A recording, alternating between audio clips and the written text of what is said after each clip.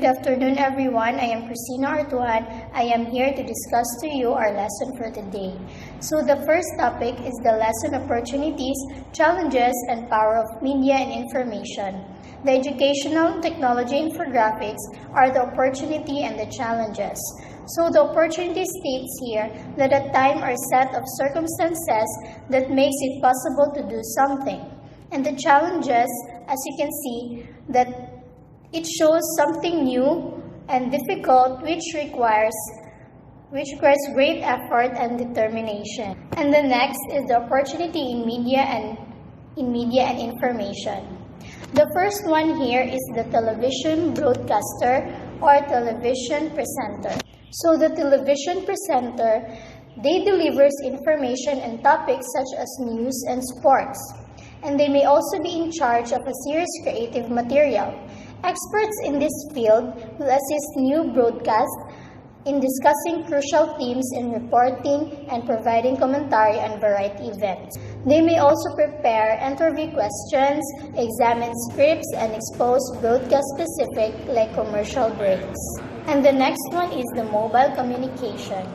Texting via cell phone and sending email from a computer device equipped with Wi-Fi are examples of technology-mediated communication that allows a user of a mobile device to interact with someone else at a distant location. This is also used for texting, talking, or even sending email through computers, iPads, and laptops. The examples that I can give is chatting on your friend through a cell phone, and also sending image files or emails through computer and laptop and also iPad. And that's all for my part. Now we can have Rain and Gavino to explain the other topics to continue our discussion. Thank you. Good day, everyone. Good day, sir. My name is Rain Andre Gavino. So according to Charles Hayes, safety first is safety always. We will be talking about our safety on the world's most used gadget nowadays, our computers. Even though we've come to trust our computers and everything on the internet, there are things that we should keep in mind about them. There are challenges that we need to recognize and understand. That's why today I will be reporting about the challenges in media and information. So let's start with hacking. Hacking is a crime which entails cracking systems and gaining unauthorized access to the data stored in them, in most common type of cybercrime committed across the world. So, example for this is in Facebook. The word hacking is really common for us, especially in using any websites. Mao ni pinakahadlukan ako sa una og mag-Facebook o computer. Isa lang kasi piyat og kung wa na ako na-logout ang akong account, pagkaugma matingala lang ko, nabayad na ko. Okay. So, second, cyberstalking. Is use of internet or other electronic means to stalk someone. It is online harassment and online abuse. From the word stalking, which is an unwelcome surveillance of another person, in other words, stalking is an act of crime. Also, example, ani is sa FB. Og natay na ngayon nga bahay, di ba boys? Umalenta na, uy, chicks, at po nato na diyan na rin tamang stalk. Huwag mong subukan. Masisira ang buhay mo. So, third is virus dissemination. Virus is a program which attach themselves to the computer or file and then circulate themselves to other files and to another components of the network. So, dissemination means the action or fact of spreading the word. Spreading virus pagyud means iya gina spread ang virus sa entire computer system. We all know that the main cause of lag or slow computer system is from the virus. Isa sa mga makakuha og virus is kanang magpatatag search sa Google anang mga kuan dia. Na. So last is email spoofing. An email that appears to originate from one source but has been sent from another source. In other words, spoofing is an act of disguising a communication from an unknown source as being from a known or trusted source. So example for this situation is kanang sa text bitaw. We sometimes will be shocked on if an unknown number is texting you like this example. Pablo, imo ning lola, palihog kog palod ani nga number dong. Tas wa siya kabalo nga ang pangalan nila kay Fernando, sipiat gyapon siya. Same ra sila og situation if sa email. That's all, sir. Thank you. So, good day everyone. I am Shane Arconcha. I'm from Group 4, which I'll be discussing phishing. Phishing is a cybercrime in which a target or targets are contacted by an email, telephone, or a text message by someone posing as a legitimate institution to lure individuals into providing sensitive data such as personally identifiable information, banking and credit card details, and password. It is a type of fraud scam where the scammer sends and email messages that appear to be financial institution or credit card companies that try to trick recipients into giving private informations such as username, passwords, account numbers, and etc. So next is the power of media and information. The media keeps people aware and updated on important events and happenings. Different forms and types of media can be found everywhere. As a result, we can easily access information with just one click. There are three categories where the power of media and information is used. Number 1. Student. The power of media and information on the side of student is that nowadays the information is easy to get. For example, in class, we use Google Meet and Google Classroom to be able to discuss our topics and pass our assignments. Number 2, in business. While in business, the power of media and information is very strong. Using media, the business owner can easily market their products. For example, promoting your products over the internet like in the Facebook, Instagram, or even in TikTok, it can give you a lot of sales. Number 3, in the society. The power of media and information in our society is huge. Through media, society can easily get and understand the information related to what is happening. Example, Facebook is our main source of news. So by sharing it to the Facebook and to our friends, we can let everybody know what is happening through Facebook. So, the next lesson is about current and future trends of media and information. Today, we will discuss about it, and I will show you some examples of current technologies and even in the future.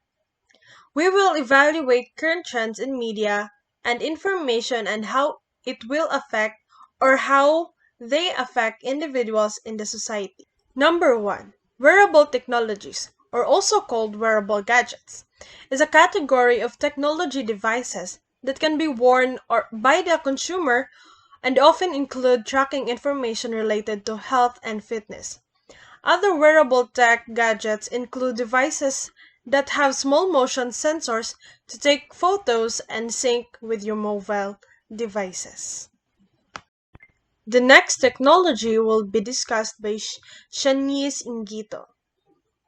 I am here to discuss about the examples of current trends of media and information. This is Shanice Tingito reporting. As we all know, technology affects the way individuals communicate, learn, and think. It helps society and determines how people interact with each other on a daily basis. It also plays a crucial part in the society today and how important technology is in our life, such as AI or artificial intelligence, is probably today's most significant and groundbreaking technological trend. The fact that we have built devices and systems that can think for themselves is absolutely astonishing, and the trend shows no indication of subsiding. Moving forward, here are some examples of current trends of media and information. Example of this is smartwatch. Smartwatch offer fitness and wellness services and other sensor-related services. Some offer various mobile functionalities such as event scheduling, app availability, message sending, phone answering, music, and camera are also included. Adding to this, many smartwatches are also Bluetooth capable. You can easily connect your smartphone to your smartwatch. And the next slide shows the practical uses of smartwatch. First on the list is its notification. Smartwatch offer users the ease of accessing their phone notifications from their wrist. Social media notifications, app notifications, and message notifications can be accessed from smartwatches once connected to a smartphone. This means users can stay up to date with the turn of their wrist. Second is its battery life. A huge, high-resolution monitor is often one of the biggest drains in your battery life of your smartphone. But using smartwatch, it helps to reduce the amount of time and able to make your battery last longer. Lastly, as what I've mentioned earlier, smartwatches also offer other mobile functionalities. Most smartwatches comes with a music player feature in them, allowing you to listen music in your pocket on the phone. For example, if a music track comes on that you did not particularly like, you just can click next on your wristwatch. And the next slide shows the other example of current trends of media information. Smartphone. Smartphone is a circular phone with an embedded computer and non-telephone related feature such as operating system, web browsing, the ability to run a software applications. And that's all for my part. Once again, this is Shanice Tingito. Have a good day, everyone! Happy New Year, everyone! Good afternoon, sir. Good afternoon, classmates. So, what are the differences between cell phone and smartphone? Cell phone is simply a telephone that doesn't need a landline connection. It enables the user to make and receive phone calls. Some cell phones also offer text and messaging. And this smartphone has more advanced features including web browsing, software application, and a mobile OS. In turn, a smartphone also offers capabilities such as support for biometrics, video chatting, digital assistance, and much more. Moreover, even though we often call smartphones mobile phones, the two terms technically refer to different devices.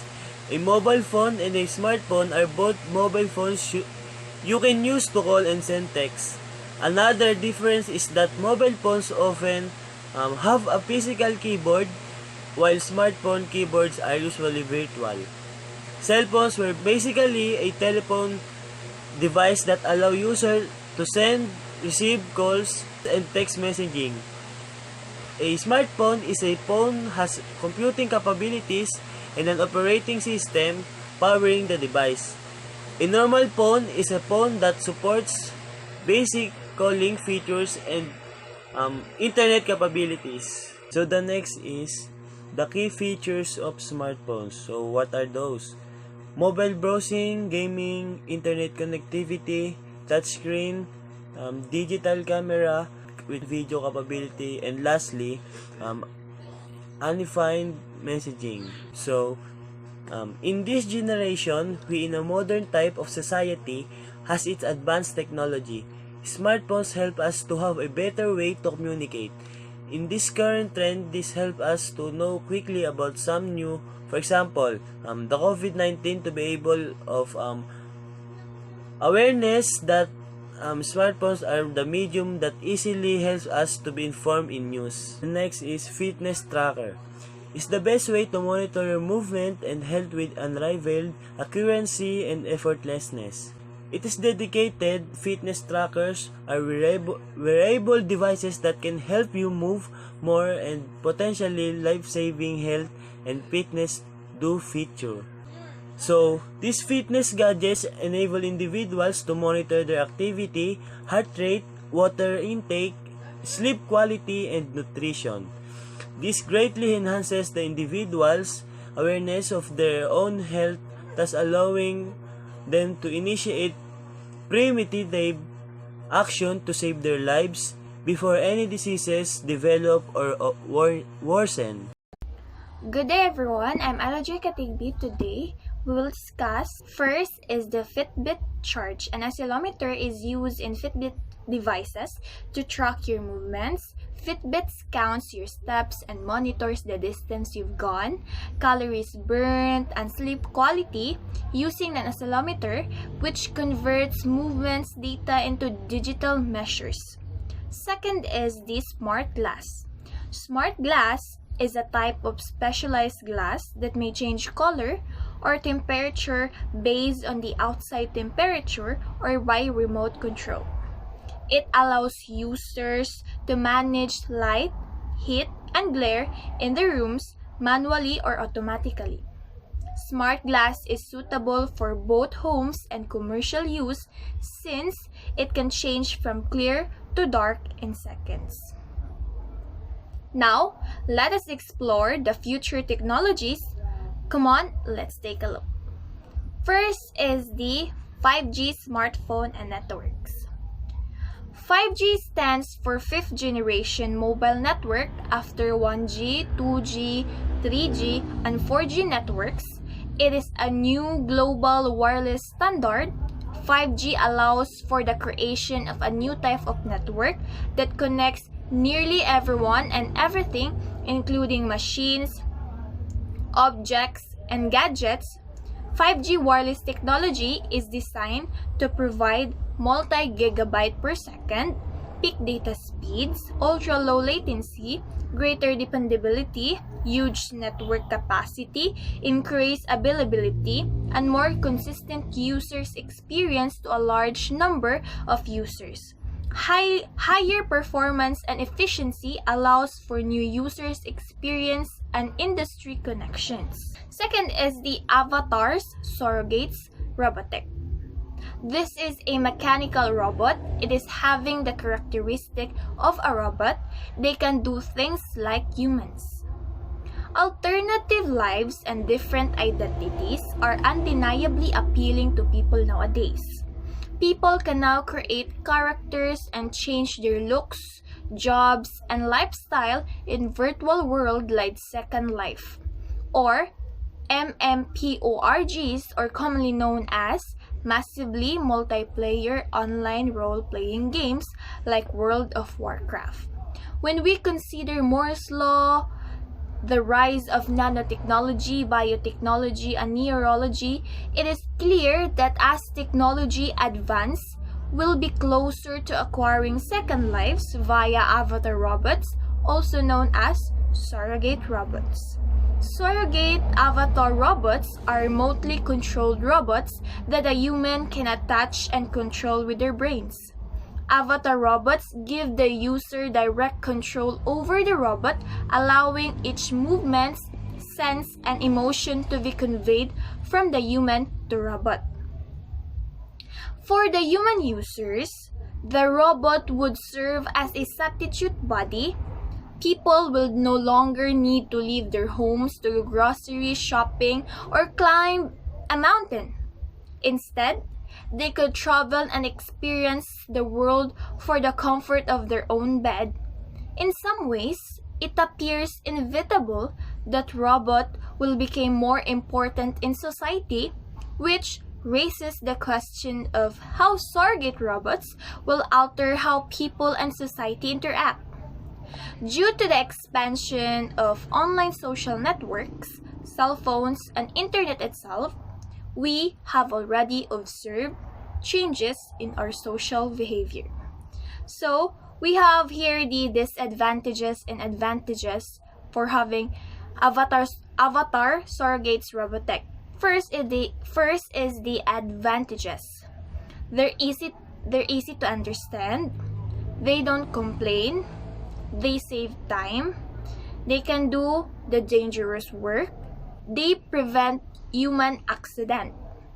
While in the disadvantages, they lead humans to lose their jobs. They need constant power. They're expensive to install and run. They pose potential physical danger from malfunctions, and they impact human interaction. Third is the hologram. It is a pattern of interference produced by a slit of coherent beam. As technology advances, we're able to experience with a new and exotic type of programming, software, hardware, and systems hologram technology is an example of a fast-growing breakthrough. Holograph is a photographic method that captures the dispersed light from an object and renders it three-dimensionally. Transmission holograms, which allows light to shine through them, allowing the image to be viewed from the side, and the rainbow holograms, such as those used in credit cards and driver's license for improved security, have all appeared over the years. The development of hologram technology began in 1962, when Yuri Dizenchuk of the Soviet Union and Emeth Lith and Juris Ivanix at the University of Michigan developed innovative laser programs that recorded objects in 3D. They recorded on silver-held photographic emulsions at the time, but the clarity of the object was far from perfect. But new methods have improved holograms over time. Here are some of the incredible ways of holograms are currently used. In information storage, society generates incalculable amounts of data every day. Digital storage capacity increases every year. Our personal computers stores hundreds of gigabytes of information, including family photos, videos, and documents. Now think about a storage disk being corrupted. The losses are unimaginable. Though holograms create fascinating imaginary, they don't just have to record and present visual objects. Holograms are capable of recording pure data, mountains of it. Holograms have the potential to store observed amount of information. The current prototype system store in 4.4 m individual page of information on a DVD-like disc. They also offer a unique form of long-term security. If you make an optional hologram of a page of information and then smash it, for example, you can reconstruct it from any of the pieces. This makes holographic data storage extremely reliable. Unlike CDs, DVDs, which stores their data on the disk surface, holograms stores data in three-dimensions, and those pages can overlap in storage space. In medical, holography is on its way to revolutionizing medicine. It can be a tool for visualizing patients' data in training students and surgeons. Current systems like magnetic resonance imaging, MRI, and ultrasound scans generates complex data using advanced imaging technology. This technology has the capacity to produce full-color, computer-generated 3D holograms. Using this 3D image for training and display holograms requires no viewing devices or glasses. Students and doctors can simply look unhindered at the three-dimensional image. This image can include the incredibly complex organs and systems of the body, like the brain, heart, liver, lungs, nerve, and muscle. Lastly is the fraud and security. Because holograms are completely hard to make, this makes them an incredible advantage in commercial security. If you have a credit card, you have a hologram. That small silver rectangle of a dot on your credit card is a white light mirror-backed transmission hologram. It displays a three-dimensional image which is visible as you move from side to side and change colors as you tilt your card up and down. These holograms are incredibly difficult to forge. Now, you already know the different examples of current future tense of media and information. Always remember that the goal of these technologies is to have an easy understanding of information. Example, if you want to know your heart rate, you can use heart rate monitoring devices. How amazing it is, right? Before we will continue our discussion, I want you to pause for a while, get some coffee or juice for you to feel more relaxed as we continue to discuss about the MOOC or the Massive Opening Online Course. Are you ready? Let's start. So what is MOOC or Massive Opening Online Course? M, massive because enrollments are unlimited and can run into hundreds of thousands. O, open because they are open to anyone who has access to the internet on a computer or mobile device. O, online because they are delivered via the internet. And C, course because they are of infinite length with the learning materials and assessments item prepared before release of courses. Massive Opening Online Course. It is an open access and an interactive way to facilitate students' online study. It can provide participants with course materials such as videos, literature, and study materials. Massive Open Online Course can cater a large mass of participants where the participant can interact over the internet. Advantages: no tuition fees, open courses for all interested. Some enthusiastic professors have found global sharing of knowledge more appealing. Collecting data via computer programs help closely monitoring the success and failure of each student. An e-learning program intended to cater students coming from different parts of the world. The word MOOC was coined in 2008 by Dave Cormier. A MOOC may be patterned on a college or university course or may be less structured. Not all MOOCs offer academic credits when you finish a course, such as diploma or certificate. It may be patterned on a college or university courses. With easier access to media like streaming, vlogging, sites, or most MOOCs are less structured, but they provide education that will help students acquire certifications, employment, or proceed to other studies.